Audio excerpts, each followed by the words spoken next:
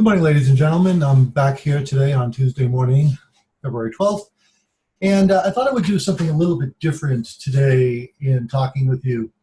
I noticed that some of you have expressed some difficulty with the course material, so I just wanted to assure you that the plays that we're reading are somewhat difficult because they are from another time. The language could be unfamiliar. The concepts are strange and alien, and to the modern ear and to modern sensibilities, sometimes these plays are tricky to grasp. First thing is, don't despair. Lots of people have trouble with the material, especially this classical stuff, Shakespeare and so forth, as most people really don't have a lot of experience with either seeing this stuff or reading it or what have you. I can assure you that as we get into this next phase of the course, the plays will become more easy to understand because the language and the concepts will be more familiar.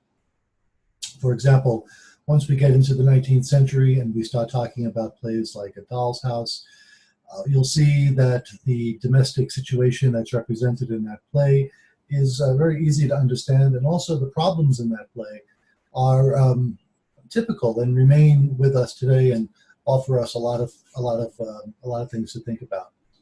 The classics, such as Oedipus, Everyman, Othello, offer a broad perspective and tend to be more philosophical in dealing with the big questions such as fate and free will, the nature of evil, the point of life on earth, and the ultimate goal of getting into heaven, or at least having a peaceful afterlife by means of our good deeds on this earth. All of these things are big, universal questions that pertain to everyone across history and geography. And so when we think about these plays, it's important not to get too hung up in the language, not to get too hung up in the details, but just try to see what it is this play is communicating and why the author wrote it and what it is that we need to take away from our experience of reading the play. What things do we need to continue to think about? One suggestion that I have before reading any of the plays is to look it up online and do some background research. Look at Cliff Notes and Spark Notes. That's what they're for, actually, to acquaint you with the material in advance. So going into the experience of the play, whether reading it or watching a video, you know what you're up against. You have a sense of what it is that the play is going to engage with. Also, my lectures, my PowerPoint lectures that are available on YouTube will often tell you what to look for. So you really should be watching these lectures and listening to the lectures before you read the play as well, and this will help you to get a sense of what it is that I'd like you to come away with. I'm also interested to hear if you have any other insights into the material that might be different from what I've talked about in my lectures. So if you read a summary of the play, if you listen to the lecture first, if you sit with the play in front of you as you're watching it or listening to a recording of it, and many recordings are available of these plays, you should be okay. And if you have any problems with the play or understanding anything about the material, you can always ask me.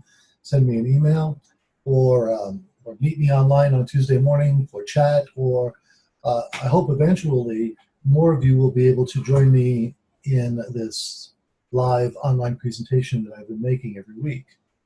I realize also that this time is not convenient for a lot of you. And so once I'm done with rehearsing for my play Rashomon, which opens on Thursday, February 21st at 7:30. I will be available in the evening, and I'll post some hours where I'll be here in real time, and perhaps we can all get together and just talk about what we're reading and some assignments maybe, or anything else that might be of interest. And then these will be recorded as I've been doing, and they will be posted. So I would like to think of these live sessions as a sort of supplement to the material that we're exploring on a weekly basis. This week, as you know, we are entering into the neoclassical period in France. So this is the 17th century or the 1600s that we're in. And in France, it's a time of tremendous artistic foment. Plays are being written and the theater is booming. And in addition to that, as you'll hear in the lecture, there are great advances taking place in scenic design as theatergoers become more interested in experiencing the reality of a location. And in those days, they did it by means of painted flats, which were arranged in a staggered formation from the lower part of the stage, the fore part of the stage closest to the audience, up stage away from the audience. And these painted flats would give the illusion of depth and give the audience an experience of the location of the play. One of the things that's very interesting to see as we study theater history is the way this idea of the real keeps changing. In the neoclassical period, in France especially, what was the purpose of art was to present and represent the world not as it is, but as it ought to be. And so what they wanted to express by means of their art was a world in which beauty prevailed, the ideal form of everything. And so even in a world in which there are peasants and landowners who own the peasants, essentially, those peasants are never going to be represented on the neoclassical stage as being dirty or grubby or toiling or suffering.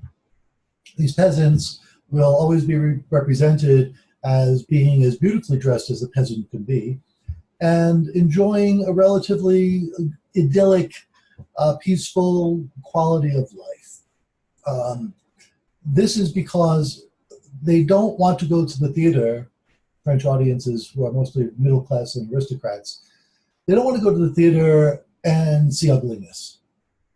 There's enough of that in the world around them. There's enough strife, there's enough poverty, there's enough hunger and disease in the real world. And so when they go to the theater, it's a form of escape from all of that, but also an opportunity to enter into the world of beauty, that ideal world that Plato described in his dialogues. Now, for those of you who are not familiar with the philosophy of Plato, Plato said that the world that we live in is merely a shadow of the ideal, unchanging, permanent world of ideas and essences. So, for example, let's see, what can we use? This is it's a bottle. And it has the essence of, well, bottleness. It has what makes it recognizable as a bottle. It's not a bicycle. It's not a yak. It has particular characteristics that make it what it is. And this essence, this bottleness, exists, according to Plato, in an unchanging world, the world of ideas or forms that participate in matter and take matter and give it its shape and its essence and the ability to recognize a thing for what it is. So we all look at this and we say, yeah, it's a bottle. It has bottleness. It does everything that a bottle can do. It has a cap, etc. But this bottle, this particular bottle, and indeed all particular bottles that exist in this world can change, can be destroyed, can be ruined, can be corrupted in such a way so that they no longer function as bottles, and therefore they cease to exist as bottles. But the ideal, the form, the idea of the bottle exists in that world of forms, and it never changes.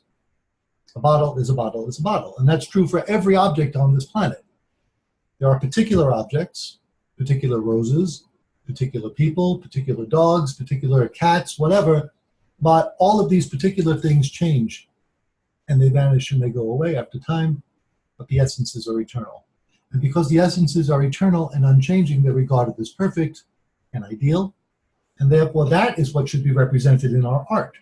The world as it should be, the world as it is ideally.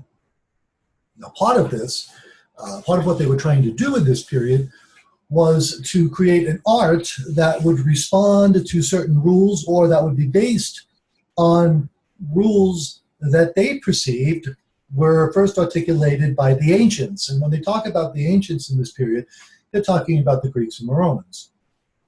Remember that the Greeks and the Romans had forged brilliant civilizations. From the perspective of the Renaissance scholars, these folks were titanic supermen. And much of what they did was lost. And how they did it, was lost.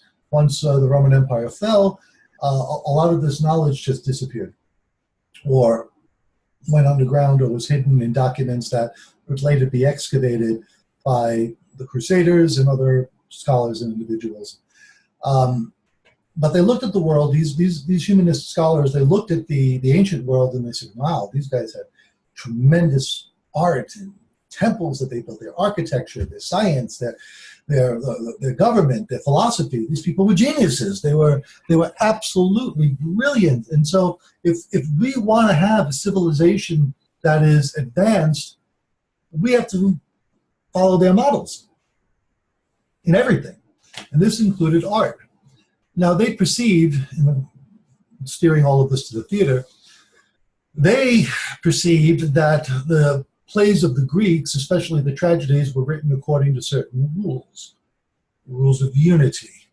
Unity of time, place, and action. And what we mean by unity of place, or time, place, and action, is that the events of the play, the action of the play, occurs within a realistic time frame.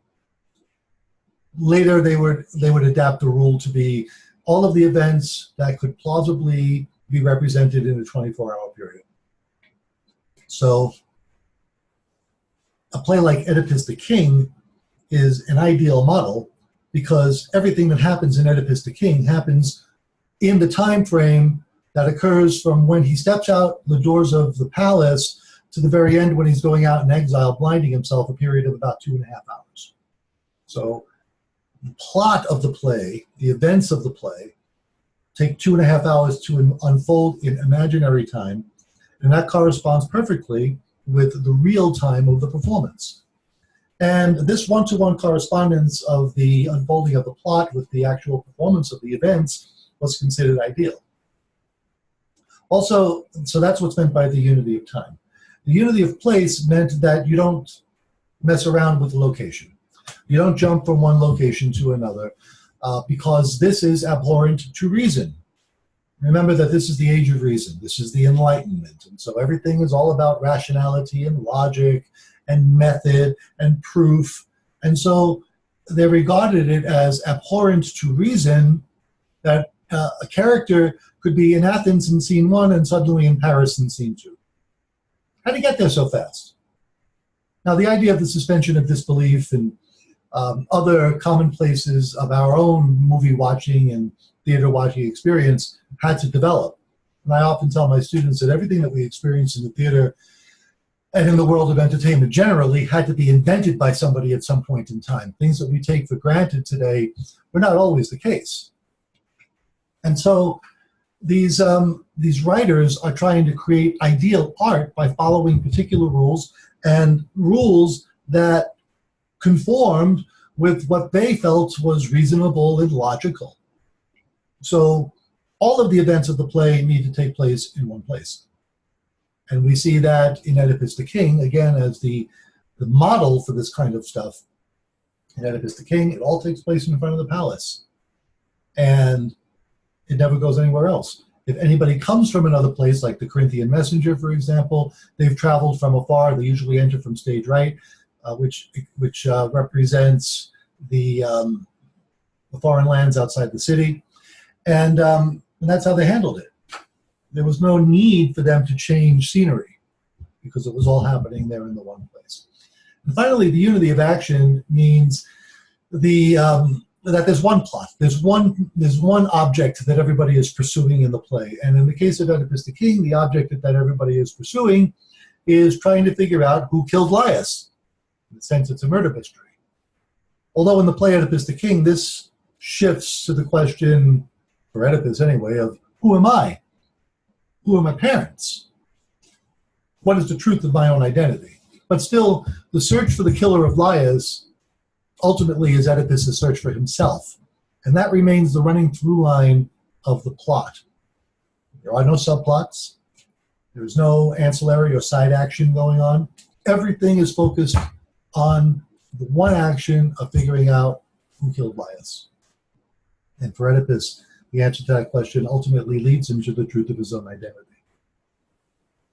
For the philosopher Aristotle, Oedipus was a perfect tragedy. And so the philosophers of the Enlightenment, the humanist revival, 1500s and 1600s, were all impressed by this, and they said, okay, well, I'm not going to argue with Aristotle. If he thought that Oedipus was the ideal play, then we need to do what we can do in order to make our work look like this. Now, the Greeks themselves did not adhere to any rules of unity. What Aristotle was doing was describing what he thought represented the best of the tragedies. But he was not prescribing rules for the tragedy. That's what the scholars of the humanist revival did. They prescribed rules for the tragedy. And also for comedy. And so this idea that all plays had to have a 5-act structure, all plays or all comedies and tragedies that they regarded as the highest forms of comedy and tragedy, what they called regular comedy and tragedy, had a 5-act structure, observed the unities of time, place, and action, and also observed the rules of decorum. Decorum has to do with the proper action of an individual based on his or her place in society, but it also has to do with good taste, what we choose to represent on stage, what we represent on stage and what we don't represent. So rules of decorum prevented the playwrights and actors of that time from representing death on stage, violence on stage, any kind of bodily activity such as eating or sleeping were never represented on stage. And all the fun stuff, like the duels and things like that, all took place off stage. And somebody would come on stage to tell the audience what had happened off stage. All of this came to a head in 1635 over a play called The Cid, which was written by Pierre Corneille. It was a huge hit in its time. And it tells the story of the great Spanish leader of the Middle Ages, Rodrigo, also known as the Cid, and his adventures and the problem that he encounters when he has to defend the honor of his family, but that requires him to kill the father of the woman he loves. And when he succeeds at doing this, she now has a problem with whether or not she should marry the man who killed her father or avenge her father's death. The play is unbelievably complicated in its plot, but very simple in terms of what its characters are striving for. And it was a huge success in 1635. The problem with the play was, from the point of view of the scholars of the French Academy, was that way too much stuff was happening in the 24-hour period that Corneille allotted for the unfolding of the plot. There's no way that all of these things could happen in a 24-hour period. Plus, there were breaches of decorum. The play comes to no real satisfying resolution, and yet the success of the play gave Corneille a really good case against his critics. He said, well, people love this play. Why are you guys breaking my chops about this? And they said, well, we want to encourage the artists of France to produce work that will elevate and enlighten and educate the people. And when the work is sloppy and slipshod, it doesn't do that. It degrades the people. Corneille fought back. Ultimately, the popularity of the play caused it to prevail, but later playwrights did not want to have to deal with the Academy and their rules, so for the most part, they just played ball and offered the plays in the context of the unities and the rules of decorum. Now, what you're going to see in the play The Imaginary Invalid by Molière, who was one of the greatest writers of comedy of his time, is a comedy that conforms to the unities of time, place, and action. There is only one location, and that would be the drawing room of Argonne, the imaginary invalid. There is only one, it takes place within a very compressed time frame, less than 24 hours. And it occurs also with a through action of Argonne trying to marry off one of his daughters to a doctor so that he can get free medical assistance for the rest of his life. And the whole play revolves around Argonne trying to get his daughter married to this quack doctor, and the efforts of his maid, Toinette, the cunning servant from the Commedia dell'arte, a classic character that comes up over and over again. Toinette is working with the daughter, Angelica, to try to get Angelica married off to the boy she really loves. And all of the intrigue of the play revolves around this. In the end, Argonne realizes that his doctors are quacks. He himself becomes a doctor. This whole play is meant to be a parody of the medical profession. And so this slavish devotion that Argonne has toward his doctors, his willingness to do literally anything that they tell him to do, even to the detriment of his own health or his dignity. He does it because there's an idea in this time that Molière is making fun of, that the word of the experts was the word of God, practically. That if an expert or a scholar was telling you something, you needed to listen to it. This we see, by the way, in the beginning of Everyman, in which a person dressed as a scholar addresses the audience and says to them, "Hear ye, now we're going to perform the play of Everyman, and this is a play that you should listen to because it's about how everybody's going to die and everybody's going to go to their judgment." And I often ask students, well, why do you think that the playwright started off like that with a scholar? And that's because the audience was inclined to think that if a scholar was talking, a guy with a poofy scholar hat on was talking, we should listen to him because he knows, he's educated. And that prejudice continued into the time of Molière. But Molière takes the doctors as an example of these so-called experts, Dr. Thomas Dieufroy and his father. They're total idiots. The other doctor, his pharmacist, they're all frauds. Monsieur Progon, the apothecary, they're frauds. And Molière's loathing of the medical profession is put on full display in this play. It's funny that Molière himself played the role of Argonne. And there are moments in the play when Argonne and his brother Beraldo, who is the reasonable man, the raisonneur, are talking, and at one point, Argonne, played by Molière, starts to disparage Molière as a person for his loathing of the medical profession, and at one point says that if Molière is sick, he hopes that no doctor will ever treat him. Ironically, Molière died shortly after a performance of the role of Argonne. It was his last performance. And it might have been because he loathed doctors and didn't want anyone to touch him, or it also could be because Molière was just overworked. He had the gig of leading the troupe du roi, the king's players. And so he had a huge responsibility in very often having to produce new entertainments for the king. He probably worked himself to death.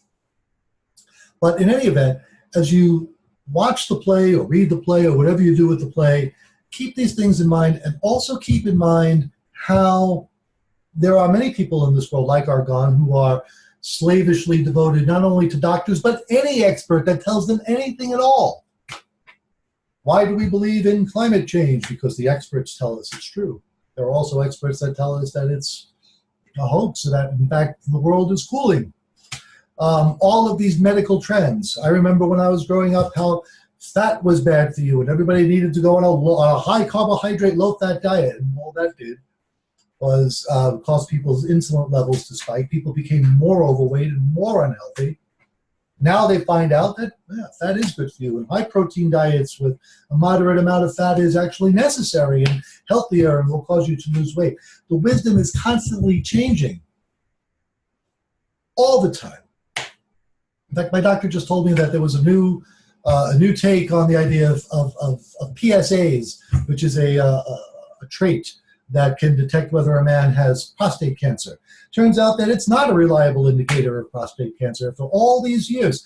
And my doctor was saying that every time a man showed an elevated level of PSAs, they were sending him off to get a biopsy, which could cause sexual side effects. It could damage the prostate. There's all kinds of stuff that could go wrong. It's a fairly risky procedure. And yet, as my doctor was saying, he just did it reflexively. Boom, you got high PSAs, off you go, get yourself a biopsy. Turned out to be wrong. And more and more, we find that a lot of what is our received wisdom, a lot of what the experts are telling us turns out to be completely whacked. So one of the things that I'd like you to think about as we look at this play, and it's going to come up in the discussion forum question, what are some of the things in our world today that people just accept uncritically without any questioning whatsoever? That it's just given. We don't even have to think about it.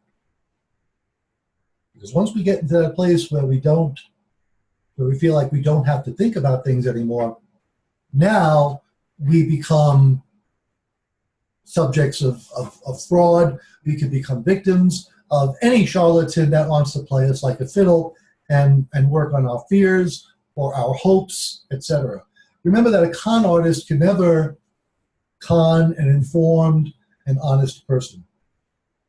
And so what the play is trying to get us to do is to recognize these con artists as they're around us, as they take advantage of our fears, as they take advantage of our greed. Our God is the embodiment of all of these things. And again, what is it that we see in our world around us today that is like that corresponds to that? Climate change, vaccinations. There's a lot that we can think about here. So I encourage you to keep these things in mind.